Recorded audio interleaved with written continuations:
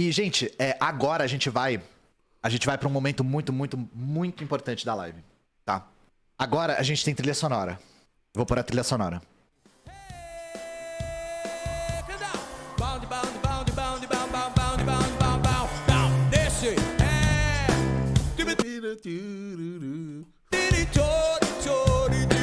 Quem se lembra pode mandar, vai! Aqui nesse mundinho.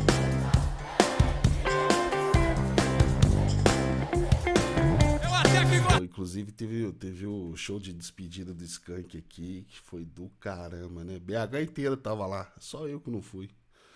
Minha namorada briga comigo até hoje por causa disso, que a gente não foi. A BH inteira tava lá no show do Skank. Skank é uma banda foda de BH, viu? Do jeito dela, pensando bem, essa galera é muito louca. Estufas com 60 pés de super maconha são localizadas em casas na Santa Catarina. Inclusive, quem conhece tá ligado ali do Verdinho de Floripa, né, mano? Floripa nesse ponto aí tem uns negócios bons.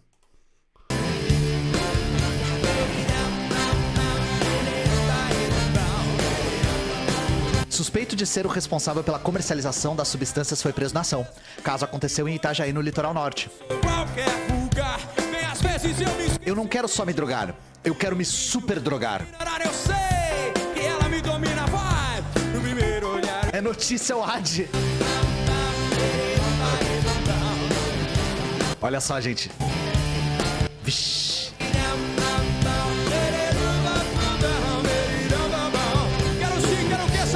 Que isso, meu irmão? Que isso, mano? Isso é uma obra de arte, mano. Que isso?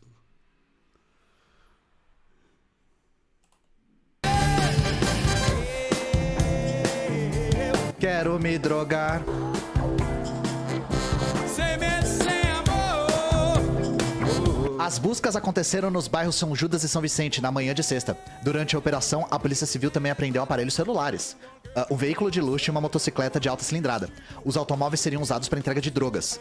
O detido em flagrante, que não teve a identidade divulgada, foi ouvido na delegacia do município e em seguida encaminhado ao complexo penitenciário. Conhece a ti mesmo, eu me conheço. Conforme a Polícia Civil, o skunk, né, a super maconha aqui, né, há um índice de THC 7 vezes maior do que na maconha comum. A porcentagem pode chegar a 17,5%. Já na substância comum é 2,5%. Mas essa aí você tem que ver. Tem que calcular do prensado, né, mano? Porque do prensado é diferente, né, mano? Eu quero me drogar. Aquele prensadinho. Perninha de barata. Gente. Então, assim, Por que eu tô falando da super maconha, né? Porra, e teu canal virou 4h20 agora? Que porra é essa? Então, a gente acabou de falar do Lombroso, né? E por um acaso eu vi essa notícia da super maconha bem perto de eu achar outra mulher falando lá sobre o criminoso nato, né? E, gente, as coisas estão relacionadas, sabia? Porque a ilegalização da maconha tem muito a ver com o cientificismo do século XIX, o positivismo. Tem a ver com a tese do criminoso nato. Tem a ver com o racismo científico. Sim. Então agora a gente vai para No Brasil, inclusive, né? Eu já ouvi falar sobre isso, né? Imagino que ele vai falar aí que a maconha aqui no Brasil ela foi proibida por causa dos escravos, né? Na época que trouxeram a jamba, né? Pra cá. Enfim, acho que ele vai falar sobre isso aí, vamos ver. onde, né? Eu quero me drogar. A gente vai Zé Ruela do caramba. se super drogar, porque a gente vai aprender um pouco da história da maçonha, né? Vamos aprender um pouco sobre? E independente de você ser a favor ou contra a legalização, a gente tem que estudar a questão, tá? Porque tem história aqui. E essa história é mais complexa do que eu imaginava. Eu sentei pra estudar um pouco e eu saí com mais dúvidas do que com respostas, tá? Então vamos lá. Primeiro de tudo, né? Vocês já pararam pra pensar que a gente tem uma palavra muito específica pra jamba? A gente chama de maconha, né? Nos Estados Unidos é marihuana, ou cannabis, né? Maconha pode ter duas etimologias. Eu não achei uma fonte que confirmasse nenhuma das duas, então eu vou falar das duas, né? A primeira é que é um anagrama de cânhamo, que era justamente pra contornar a proibição, né? Anagrama de cânhamo. Mas pode ser também que a etimologia é quimbundo, que é uma palavra maconha parecida, né? Uma palavra que vem lá da África, vem de Angola, né? O cânhamo, gente, já é cultivado na Europa há milênios, tá? E ele foi muito cultivado nos séculos XV e XVI porque ele era utilizado para fazer corda e vela. Ele era muito utilizado como matéria-prima. A maconha usada como droga recreativa e droga ritual, ela é outra espécie. E ela é trazida pro Brasil pelos escravizados. Os documentos da época dizem que provavelmente eles trouxeram escondidos, né? Sementes escondidas em bonecas, em panos, etc, etc, tá? É outra espécie. Inclusive, um dos nomes mais comuns para maconha era fumo de Angola. Fumo de Angola. Por isso, né, a associação com os escravizados africanos também, né? E, gente, já no século XVI já tinha isso aqui no Brasil. Inclusive, um autor português muito famoso, que é o Garcia de Horta, no século XVI, escreve um pouco sobre a maconha num livro de diálogos dele. Então tem um diálogo muito interessante dele, do próprio Garcia de Horta, com um cara chamado Ruano. Então o Ruano diz assim: pois assim dizei-me como se faz esse bang, tá escrito bang, tá? Eu não tô inventando. Como faz esse bang, e pra que tomam e... Lembrei daquele som do Nairobi, né? Qual que é do bang? Qual que é do bang? Qual que é do bang? Nairobi é foda, hein? O que leva? Aí o Garcia de Horta responde: faz-se o pó dessas folhas pisadas e às vezes da semente, porque embebeda e faz estar fora de si, e para o mesmo ele misturam noz moscada. E o proveito que disso tiram é estar fora de si, como elevados, sem nenhum cuidado e prazimenteiros, alguns a rir o riso parvo. Eu já ouvi muitas mulheres que, quando iam ver algum homem, para estar com coquarerias, eu não sei o que é coquareria, aparece essa palavra várias vezes nesse texto, com coquarerias e graciosas, o tomavam. E o que se conta é que os grandes capitães acostumavam embebedar-se com esse bang, tá escrito bang de novo, para se esquecerem dos seus trabalhos, não cuidarem, ou seja, não pensarem e poderem dormir. Ou seja, a galera tava com insônia, bang.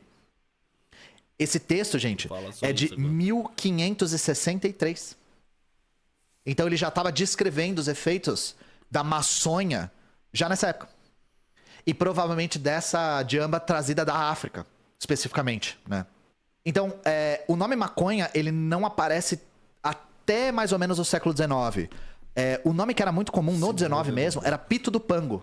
Inclusive, a gente vê uma lei de 1830 da Câmara Municipal do Rio de Janeiro. Abre aspas para a lei. É proibida a venda e uso do pito do pango, bem como a conservação dele em casas públicas. Os contraventores serão multados, a saber, o vendedor em 20 mil réis e os escravos e mais pessoas, que deles usarem em 3 dias de cadeia. Então, gente, a medicina legal, lembra que eu falei que a criminologia estava passando da escola clássica para a escola positivista? A medicina legal não só criminalizava o corpo do negro, mas criminalizava também a sua cultura, Sim. seus hábitos, a religião. A religião vocês sabem muito bem, né? E entre esses costumes, historicamente, tava a jamba, tava o gererê, a paranga, o Billy Knight, o dedo do Hulk, tava o Dere Johnson. Caraca, mano. O Ian Neves manja, viu? Tem uns nomes aí que eu nem sabia. A maconha tava nessa cultura, gente. E não era só um uso recreativo, mas era um uso ritual também. Hoje não se associa tanto com o uso ritual por conta da proibição mesmo. Então dá uma olhada aqui. Um dos psiquiatras mais influentes do período, também na Bahia. Lembra que a gente falou da influência do Lombroso na Bahia? A Bahia era um grande foco de racismo científico. Um cara chamado José Rodrigues da Costa Dória. Não tem relação com o João Dória, tá? Esse cara foi um dos maiores propagadores dos perigos da maconha e um dos grandes defensores da sua criminalização. Vou pegar uma citação dele aqui para vocês entenderem. Abre aspas. É possível que um indivíduo já propenso ao crime, pelo efeito exercido pela droga, privado de inibições e de controle normal, com o juízo deformado, leve à prática seus projetos criminosos. Entre nós, a planta é usada como fumo ou em infusão. Tá falando da maconha aqui, tá?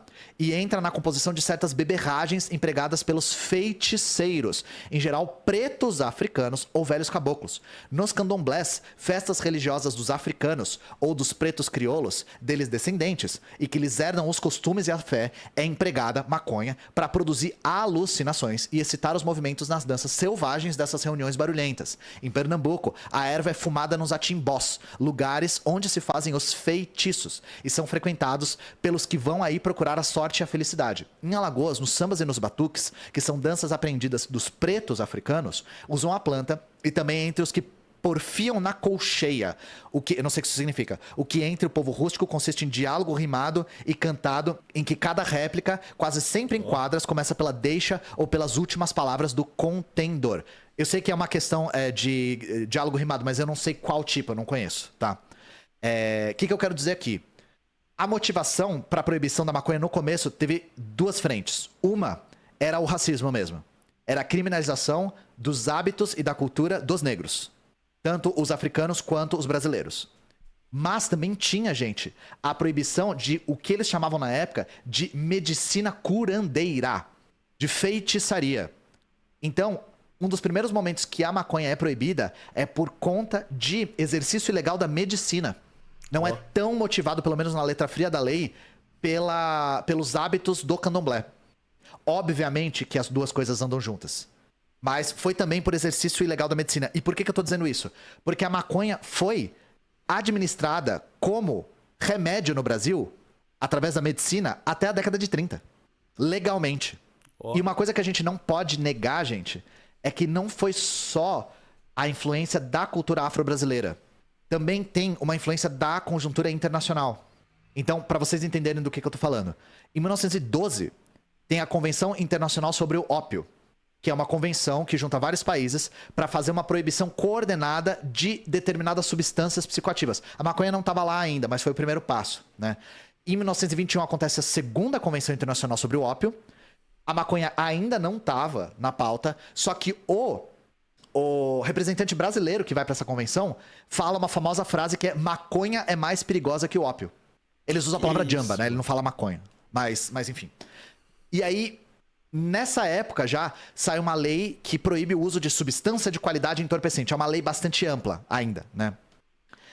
No Brasil, a maconha é ilegalizada a nível federal com um decreto de 1938, que é o Decreto-Lei número 891, de 25 de novembro de 1938. Getúlio Vargas, Estado Novo, né? Depois, no nosso Código Penal, ela vira o famoso 281.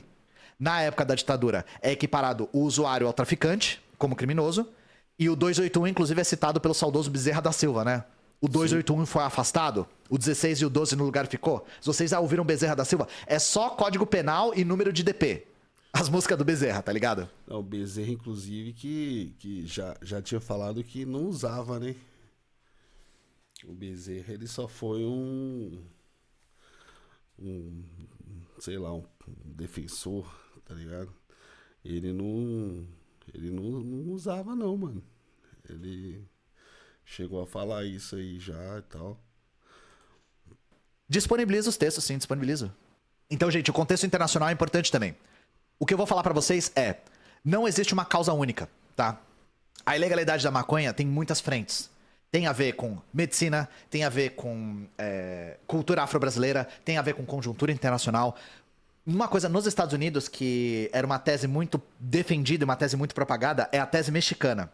Que é: a maconha foi ilegalizada na década de 30 nos Estados Unidos porque ela era comum entre mexicanos.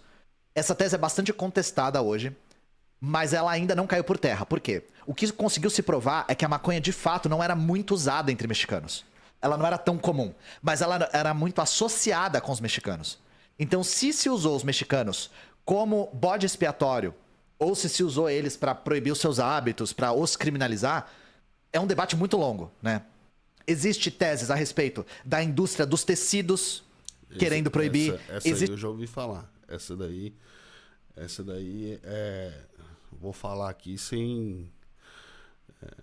deixando bem claro que eu não sou uma pessoa que estuda isso e que conhece isso, mas eu ouvi falar é foda, né? Mas, que foi a indústria do algodão, né? Que era muito forte nos Estados Unidos. E como com a planta você conseguia tirar o cânhamo, né? Para poder fazer linha, né? Corda, enfim. A indústria entrou contra, tá ligado? Tipo assim, eles fizeram de tudo para criminalizar a parada, tá ligado? E aí juntou com outras coisas, né? Mas, se não me engano, foi a indústria do algodão, né?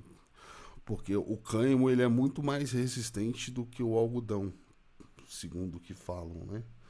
Tô falando aqui sem saber também, tá? Deixa o Ian falar que ele pelo menos ele estudou. Existe tese da indústria farmacêutica querendo proibir. Tem muitas teses, tá? Então é difícil, é um debate complexo e tá muito em aberto ainda. Não tem tanto estudo, eu não consegui achar tantos. Mas, gente, lembra que eu falei que não dá pra dizer que era só a proibição dos hábitos dos africanos e afro-brasileiros? Isso é bastante evidenciado porque até a década de 30, no mundo todo, a década de 30 foi um período marcante pra proibição de drogas, tá? Isso foi um movimento internacional. Até a década de 30 se comercializou maconha medicinal no Brasil. Inclusive, eu vou mostrar um negócio divertidíssimo pra vocês aqui. Deixa eu pegar a foto. Saca só. Cigarro índio, cannabis índica. Astima, catarros, insônia. A dificuldade em respirar, roncador e flatos. A aspiração sibilante acabam quase logo. Produz-se uma expectoração abundantíssima, quase sempre em pouco tempo. Torna-se mais fácil a respiração, mais branda a tosse e um dormir reparatório afasta todos os sintomas assustadores que se tinham manifestado. Eu acho. Ei, doutor.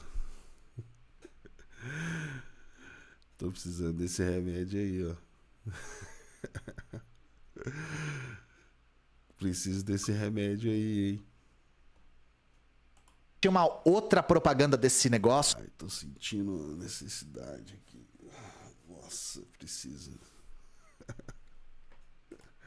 Que é muito boa, dá uma olhada. Abre aspas. Contra a bronquite crônica das crianças. Fumam-se cigarrilhas Grimaud na asma e na tísica laríngea. Debaixo da sua influência, o espírito tem uma tendência às ideias risonhas. Um dos seus efeitos mais ordinários é provocar gargalhadas, mas os indivíduos que fazem uso contínuo do haxixe vivem num estado de marasmo e imbecilidade. Imagina que teu filho de 8 anos tá com asma e tu bota ele pra apertar o balão na cigarrilha Grimaud. Gente, a década de 20 não é pra principiantes, né? Um cigarrinho de maconha, exatamente.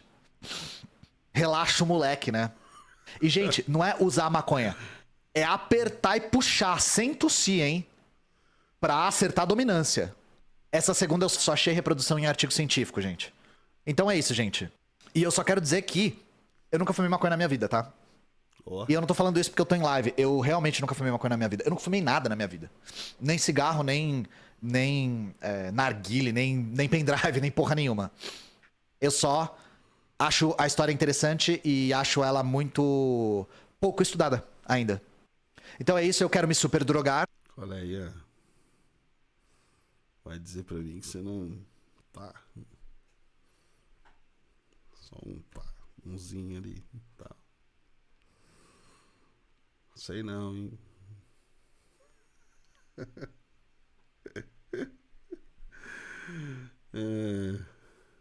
Sei não. Com a super maconha, o skunk lá, a garota radical. Eu sou o orgulho dos Panteras Negras. Tá na hora de estourar a tronca. Tá na hora de apertar o Derek Johnson, né? Não falem essas coisas, minha mãe me assiste. Nossa, eu perdi muito a chance de falar isso nas 4h20, velho. Ó, pra você ver como eu não tenho experiência com a coisa. Faculdade de História falhou. Caraca, mano.